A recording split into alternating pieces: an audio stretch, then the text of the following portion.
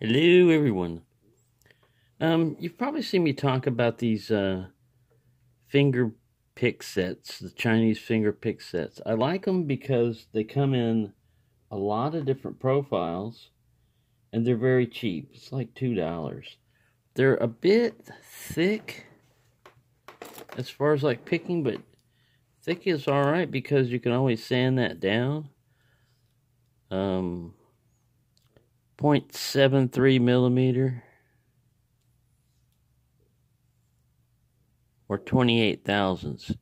That's that's livable, but it's gonna brush up against stuff. Now you can just fix that by sanding them. The problem is, I've used them like this. It's possible to use them like that, but they're better with the handle.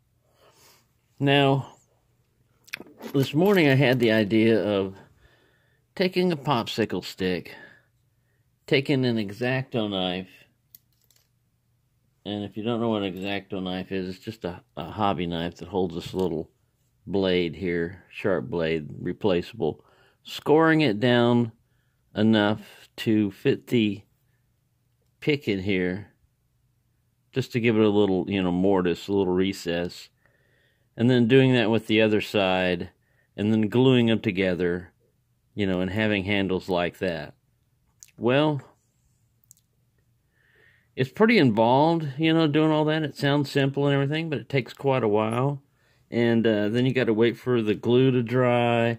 And I'm not sure how stable that is. It'd be better to pin them. Well, then you got to have a drill press, or something like that. Some way of drilling these holes, evenly to put pins in there. And that would probably work. But again, I'm trying to keep this simple. And messing around with this, I've done this I've done this before with an X-Acto knife. I've taken this very same set. It'll fit in with an X-Acto knife with the collar, but this part right here is a little bit large. So if you file either side of that, you can get it to fit in an X-Acto knife, but it's still kind of a little bit loose. Other than that, it would be perfect. It's a perfect shape. So what I thought was, why not just cut down a line down here along the X-Acto knife, drill a hole right here, which I have a drill, tap it, which I've got taps, and use a little set screw, couple little set screws. Then you will have a replaceable tip thing for your pick set. Now, X-Acto knife, if you don't have one of these, they are only like about $1 or $2 at hobby stores or at Walmart or any place like that, that sells them. Even in the pen and pencil supply area, of a department store. Now, when I did this, I cut this side up at the one with the tube. And thinking about it, it's probably, you're going to have more surface area and more stable if you cut just the flat side. All I used was a hacksaw blade. I didn't even use the hacksaw in the handle because I don't have the other end of it. I got the hacksaw, but not that little clip that hooks onto it. And I didn't want to look for it, so I did that by hand. All this is done by hand. Now the drilling, as you can see, I didn't hacksaw in a completely straight line, but it really doesn't matter as long as it sits in there and holds it. And it's going to do a good job. It's going to be interchangeable. So you can sit there and do this, and then if the thing is too thick and you don't like it, you take it out, run it through sandpaper or a couple of blocks of like sanding stones, a couple of bricks, set them in between, and you just go back and forth, and then mic it and check it each time till it gets down to the thickness you want. And then you've got your perfect profile picks. You've got a very cheap pick set. I haven't done the drilling yet. I'm going to put that, in on the end of this video. And none of these have been filed down as far as like thickness or anything like that. But my whole purpose on this is to find the least expensive way you can do it. It's not to say that I don't like I like Peterson picks and all these other ones, but you know, you're talking about $8 for one pick. $8 for one pick, one profile. That's it. You break it, you know, you can get a 50% discount and everything and get one for half price, but still, that's $4. That's more than you're going to spend for this entire set. And I don't have them with me. I've got them all scattered around, but there are quite a few. There are quite a few picks that come with that. It's like 9 or 10 picks, and then a big windshield wiper type of tension wrench, and then a little kind of like Z kind of thing like this that comes with it too. So there you go. That's just a little idea I had that just popped up in my head, and from the amount of time the idea popped in my head to what we've reached so far, it's only taken me about 15 minutes. So you could probably do it less. With proper tools, it could be more precise and precision, but just thought I'd throw that one in there. Something that's lock sport related that doesn't involve picking locks right now, but involves lock picks. And that looks pretty cool. I mean, you know, once I put the little grub screws in there, they're going to reach in. That's what I mean about, see that hole, you can't put a grub screw all the way up here because you're not going to have enough surface area. If I would have done this right here and cut it on this end, then I would, but there you go. It is what it is. That's the way I went. That's the thing with prototypes and designing on the fly is your first one is going to be kind of rough, and then you make little improvements and you modify it, and then bingo. Because I've seen 3D printed handles on those. Those are fine if you've got a 3D printer, you know, and you can do something that will encapsulate this and hold it.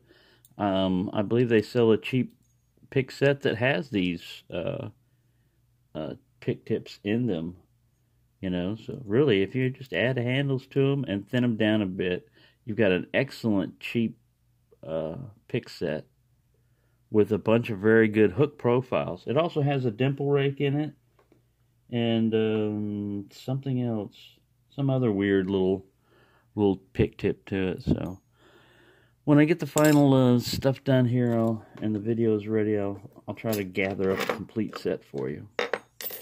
So there you go.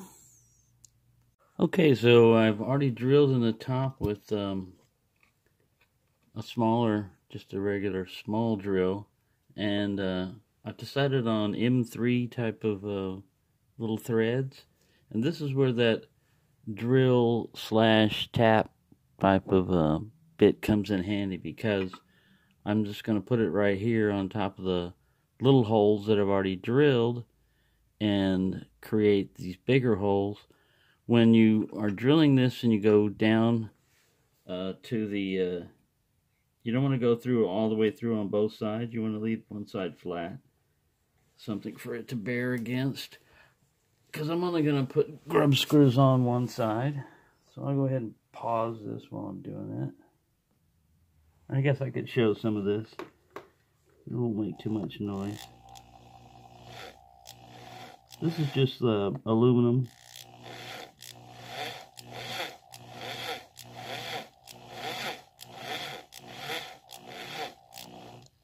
Uh-oh. It looks like it's separating the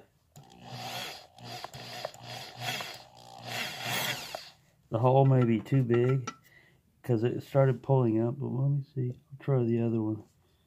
Our experiment may have failed.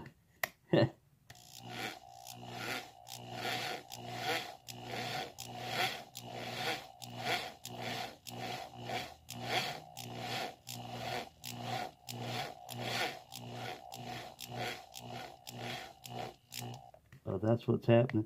When you hit the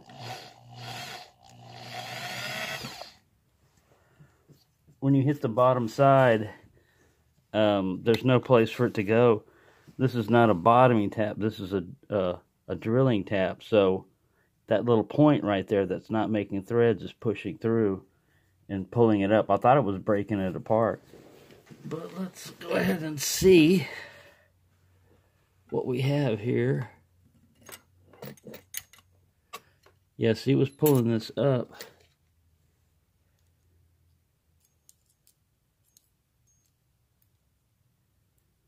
making it pretty wide.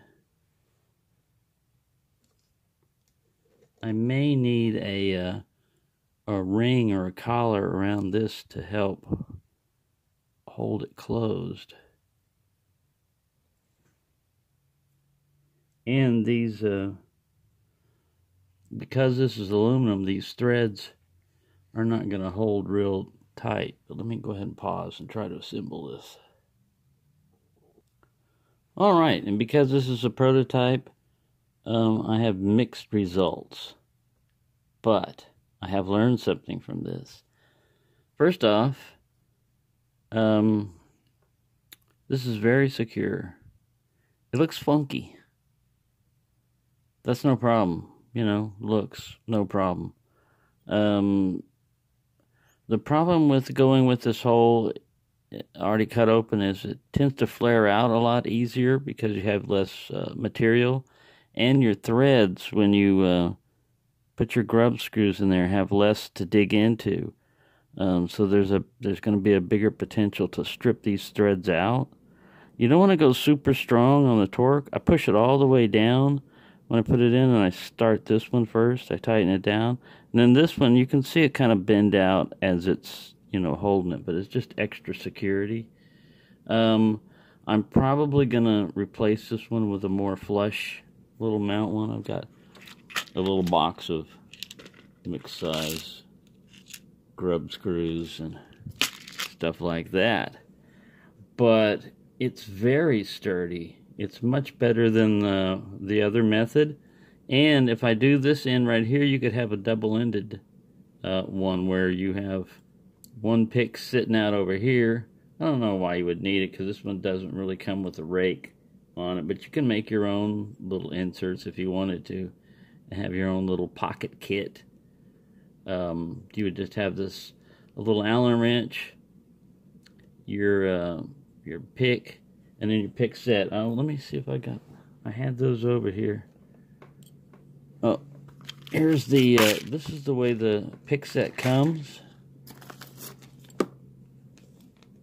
It's just a little made in China set, but like I said, it has a lot of different profiles. There's a little dimple rake in it. A lot of different hook profiles. There's even one that's got a little notch on it, like right there for lifting stuff. If nothing else, these profiles are good for copying on your own. And these are stainless steel. Like I said, they're thick, but they're stainless steel, so you have no problem with them bending and stuff. And yeah, it's basically a fairly easy.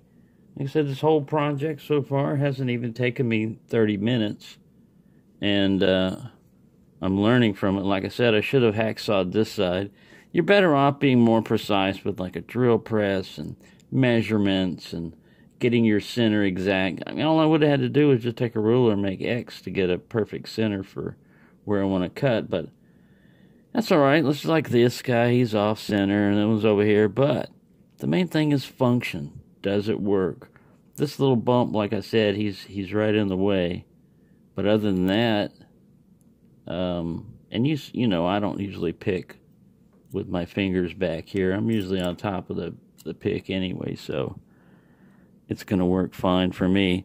And then you can change, you know, if that hook wasn't good enough for you, you can switch to another one, and you're on your way. You don't have to fiddle around. And the main thing is, it's cheap. Making this doesn't take very much in the way of tools or equipment.